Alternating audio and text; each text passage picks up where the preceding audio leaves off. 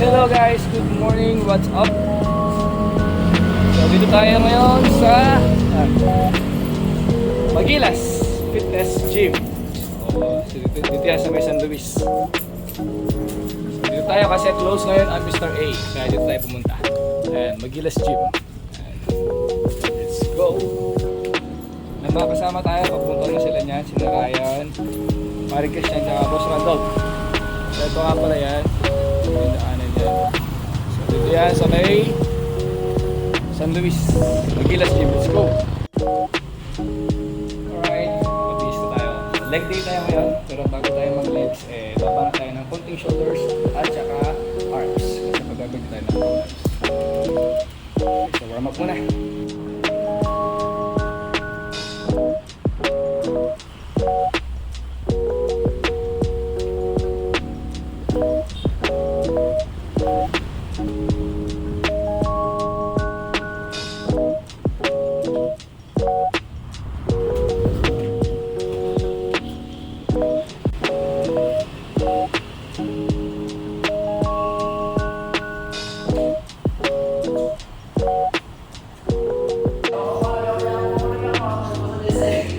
Nandiyan na yung mga Barbie arms. Let's go! Let's go! Ay, parang isa para dog.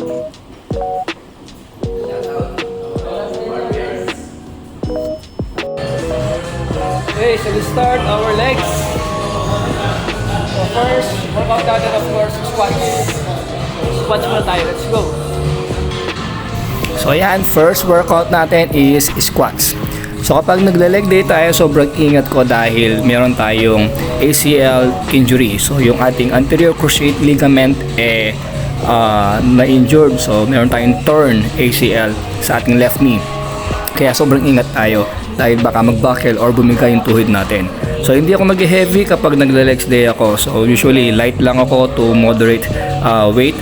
And then if I want to use heavier weights, nagpapa-assist talaga ako. Kasi sobrang ingat tayo dahil baka bumigay yung tuhod natin. So di natin pwedeng kursahin yung ating tuhod to lift heavy weights.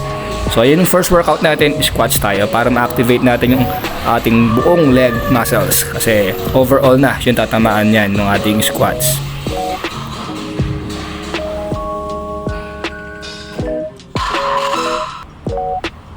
So next workout natin is leg press. Pero yung position ng mga legs ko dito is wide para tamaan naman ng konti yung ating mga adductors. And of course, mataas yung placement ng mga paa ko para ma-hit din natin kahit paano yung ating hamstring and yung ating glutes.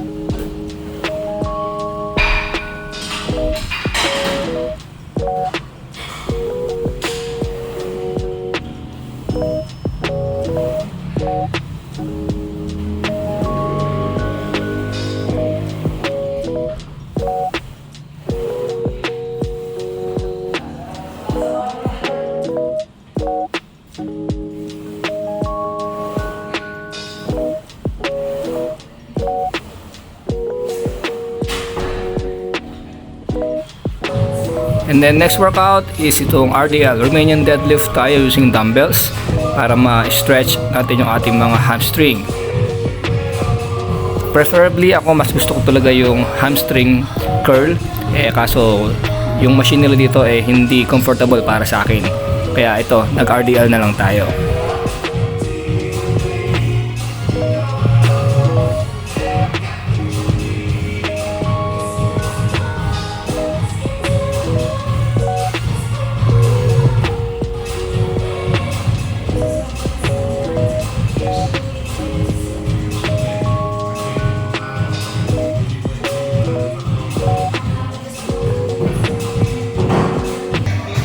Sunod natin is yung lunges. Yan.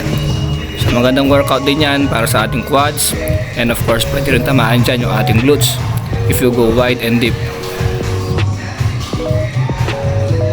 Pero kung meron magandang leg extension machine, para sa akin, yun ang mas magandang gamitin. Dahil doon talagang may stretch at makokontract mo na maayos yung iyong mga quadriceps. At doon mas feel mo yung fatigue sa mga quads mo dahil nga isolated yung mga quads natin using the leg extension.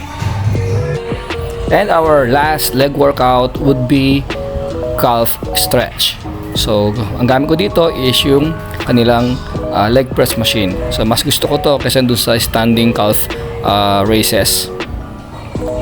Dito kasi mas na-stretch ko ng todo yung mga calves ko.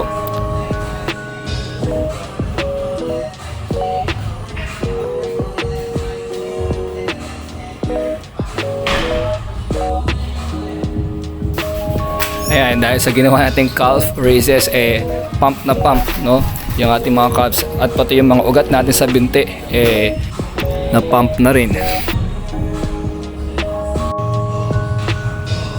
Ayan, so tapos na tayo sa workout natin. So, ito, legs check tayo. Tingnan natin kung meron nga bang magandang pump yung ating mga legs mula doon sa mga ginawa nating workouts kanina.